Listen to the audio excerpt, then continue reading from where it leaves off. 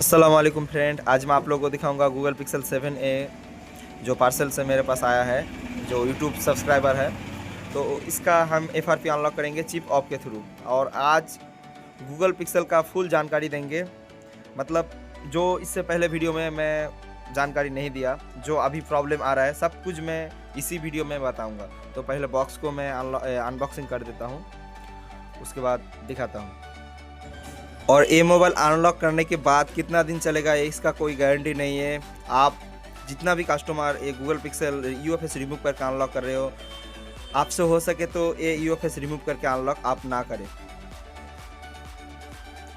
का जब UFS remove करके ये मोबाइल अनलॉक होगा, 10 दिन भी चल सकता है, 1 ईयर भी चल सकता है, 1 दिन भी चल सकता है, और लाइफ टाइम भी चल सकता है। वो आपका नसीब, क्योंकि इसका जो UFS है, UFS मतलब स्टोरेज जो 128 GB 256 GB, उसका वो जो UFS है वो रिमूव करके ये अनलॉक करूँगा। और रिमूव मतलब समझ रहे हो, उसका रिमूव जो कर रहा हूँ वो हीट दे के रिमूव कर रहा हूँ, मतलब समझ रहे हो।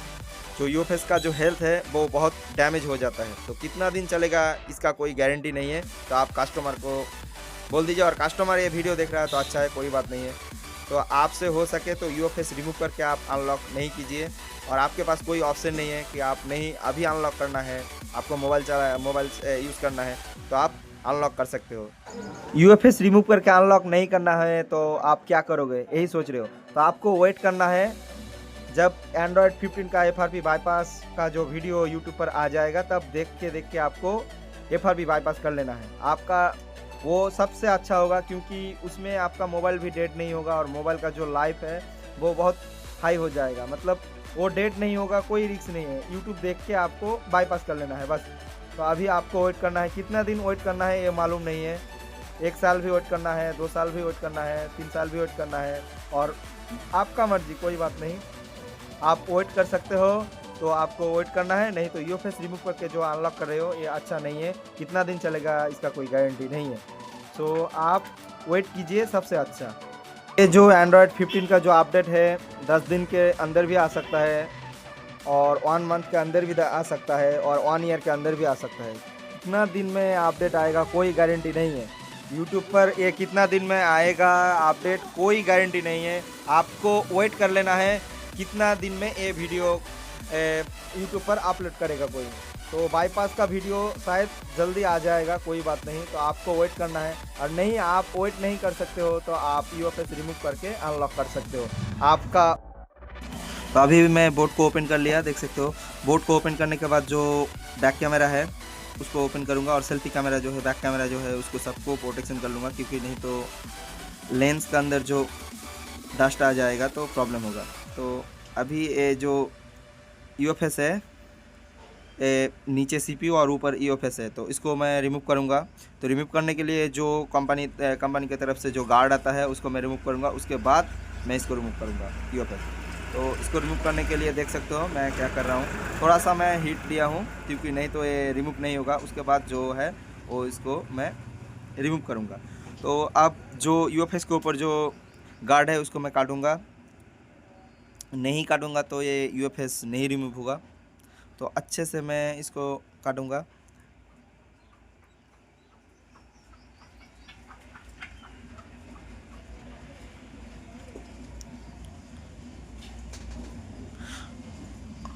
काटने के बाद जो काटर है उससे मैं जो जितना जितना मतलब कट लगा दिया उसके साइड में मैं काटूँगा काटर के माध्यम से।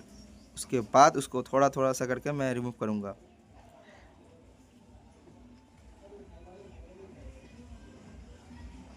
तो देख सकते हो, क्योंकि इधर आप रिमूव करोगे तो थोड़ा सा देखिए, क्योंकि UFS का जो साइड का जो कैपेसिटर है वो भी डैमेज हो सकता है। तो आप अच्छे से देख के सेफली आपको रिमूव करना है। तो उसके बाद अब हमको क्या करना है, CPU को प्रोटेक्शन करना है।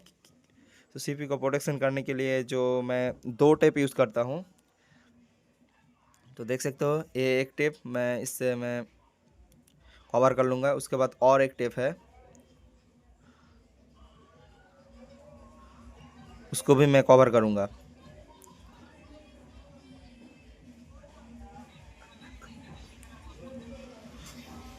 उसके बाद जो हीट सिंक है देख सकते हो अब हीट सिंक जो है उसको भी मैं सीपीयू के ऊपर लगा दिया, जो कंपनी की तरफ से आता है।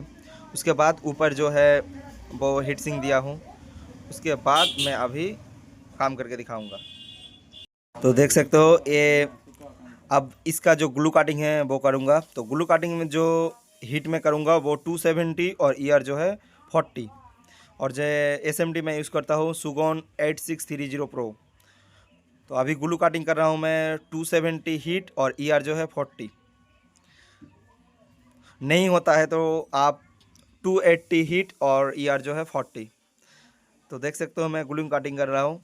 और इसके अंदर जो ब्लैक पेस्ट है वो सबसे हार्ड है, तो इसीलिए आप कम हीट में ये यूएफएस को रिमूव करोगे तो आपसे नहीं रिमूव होगा, क्योंकि रिमूव हो जाएगा तब भी आपका बोर्ड का जो नीचे का जो प्रिंट है वो डैमेज हो जाएगा, नहीं तो यूएफएस जो है वो मतलब ब्लास्ट हो जाएगा। तो कम हीट में काम करना है तो आपका यूएफएस भी डैमेज हो सकता है और बोर्ड भी डैमेज हो सकता है, और ज़्यादा हीट दोगे तो आपका यूएफएस भी डैमेज हो सकता है। तो आपको ध्यान में रखना है कि कहाँ से क्या हीट देना है। तो अभी जो मैं ग्लू काट कर रहा हूँ 270 और ईआर जो है 40। ग्लू काट होने के बाद मैं इसका जो ईओफएस है उसको रिमूव करूँगा। तो देख सकते हो जो साइड का ग्लू है, नीचे का ग्लू है, वो भी थोड़ा थोड़ा मैं रिमूव कर रहा हूँ, क्योंकि रिमूव करने में थोड़ा आसान होगा। तो ठीक है, अब मैं ये यूएफएस जो है इसको मैं उतारूँगा। तो उतारने के लिए इसका यूएफएस रिमूव करने के लिए अब मैं जो हीट दूंगा 300 और ईआर जो है 40, थोड़ा सा टाइम लगेगा, तब मैं हीट को ओवर हीट करूँगा।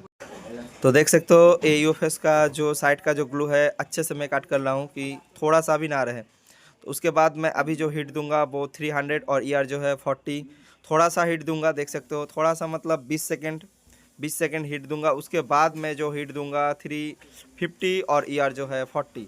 350 के ऊपर आप हीट नहीं दे सकते हो। जो पहले मैं हीट देता था वो नोजल थोड़ा ऊपर रहता था, अभी मैं 350 में रिमूव करूँगा। आपका मर्जी, आपका हैंड स्किल, आप 370 400 में भी रिमूव कर सकते हो। तो मैं जो अभी रिमूव करूँगा 350 में रिमूव करूँगा। तो देख सकते हो ये जो आईसी का जो नीचे का जो ग्लू है वो उसको मैं पहले काट कर लूँगा, नहीं तो ये आईसी रिमूव नहीं होगा। तो रिमूव करने के लिए मैं अभी जो लास्ट हीट यूज़ कर रहा हूँ 350 और ईआर जो है 40। 350 हीट और ईआर जो है 40। तो उधर से मैं पंच कर लिया, अब इधर से मैं पंच करूँगा, नहीं तो ये यूएफएस रिमूव नहीं होगा, क्योंकि इसके अंदर जो सबसे हार्ड ग्लू है वो यूज़ किया है, समझ रहे हो। तो थोड़ा सा हीट दूंगा, उसके बाद देख सकते हो यूएफएस रिमूव हो गया।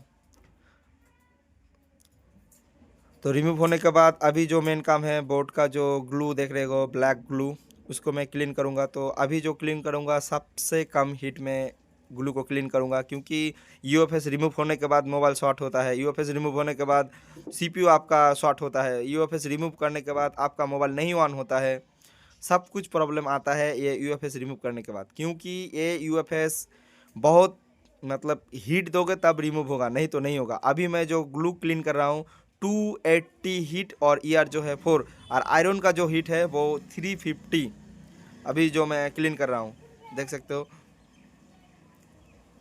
उसके बाद बोर्ड को अच्छे से मैं क्लीन कर लूँगा, नहीं तो आपका जो आईसी यूएफएस है वो नहीं लाएगा।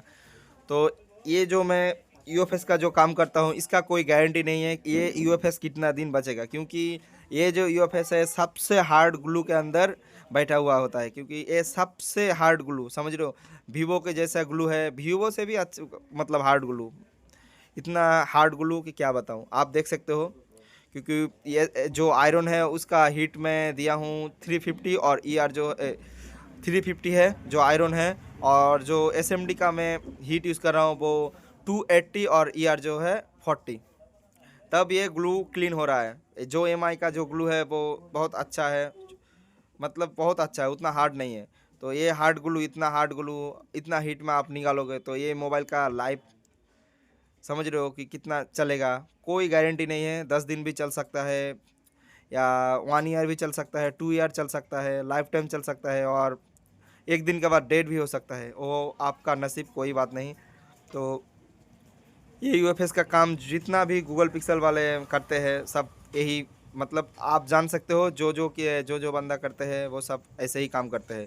सब मोबाइल नहीं ऑन होता है, मैं ये इस वीडियो में सब कुछ बता देता हूँ। सब मोबाइल नहीं ऑन होता है, कुछ कुछ मोबाइल ऑन होता है, कुछ कुछ मोबाइल नहीं ऑन होता है। 10 में से 2 फ़ोन डेड हो जाएगा, 8 फ़ोन ऑन होगा। तो आपको देख देख के काम करना है, नहीं तो आपका फ़ोन डेड हो जाएगा और कस्टमर को भी आपको देना पड़ेगा मोबाइल का दाम। तो आप कस्टमर को रिस्क दे के आप एक काम कर सकते हो, और हैंड स्किल आपका अच्छा है तो। नहीं तो आपका जो 10 फ़ोन आया है आपके पास 10 फ़ोन ही डेड हो गया, तो 10 फ़ोन से 2 फ़ोन डेड हो सकता है, वो कोई बात नहीं है। तो कस्टमर को रिस्क दे के काम करना पड़ेगा, और कितना दिन चलेगा ये तो कोई गारंटी नहीं है, क्योंकि इसका जो ईओएस है वो हीट दे के निकालना पड़ता है। और ईओएस मतलब समझ रहे हो, जो स्टोरेज जो 128 GB 256 GB वो स्टोरेज, और स्टोरेज जो है वो बहुत मतलब कमज़ोर ईओएस है, उतना ज़्यादा अच्छा नहीं है। और ज़्यादा हीट लग जाएगा तो ईओएस तो सिंपली जो लाइफ टाइम जो डिवाइस है वो ख़त्म हो जाता है, मतलब हेल्थ जो है वो अच्छे से नहीं होता है। लाइक आप समझ लीजिए पोको X3 जो अच्छा मोबाइल दिया कस्टमर आपको, अच्छा मोबाइल दिया एकदम running mobile. Poco X3 mobile customer ने आपको अच्छा मोबाइल दिया, सिर्फ टच नहीं काम कर रहा है और रिंगर नहीं बज रहा है, मतलब स्पीकर नॉट वर्किंग और टच नहीं वर्क। तो आपको दिया, आपने CPU रिवॉल्व किया अच्छे से CPU रिवॉल्व किया, उसके बाद मोबाइल डेड, मतलब क्या है?